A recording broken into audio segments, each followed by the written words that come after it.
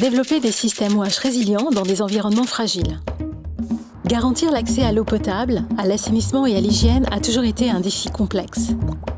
Mais qu'arrive-t-il lorsqu'une crise éclate?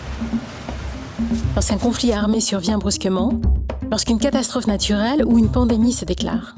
Pour les États fragiles, souvent tributaires de l'aide internationale au développement, ces chocs peuvent avoir un impact considérable.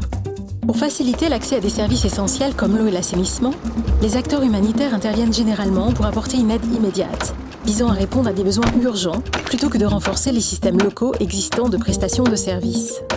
L'aide au développement dans le secteur de l'eau, de l'assainissement et de l'hygiène s'inscrit dans une perspective à long terme. Elle a pour but de réduire la dépendance envers l'aide, en collaborant avec les gouvernements à tous les niveaux, pour créer et renforcer les systèmes nationaux et locaux et les capacités de planification, financement, suivi ou maintenance de ces services. L'aide humanitaire et l'aide au développement poursuivent tous deux l'objectif d'un avenir meilleur et plus durable pour tous. Mais ils se déroulent souvent en vase clos. Nous devons reconsidérer cette approche.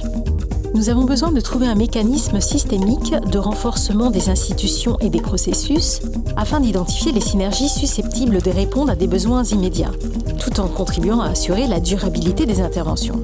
Tel est l'objectif du Nexus humanitaire développement. Le moment est venu pour les secteurs de l'aide humanitaire et du développement de renforcer leur collaboration et de mettre en place des systèmes nationaux et locaux résilients, à même de proposer des services adaptés pour chacun, quelle que soit la situation de crise dans laquelle on se trouve, pour le présent et pour l'avenir.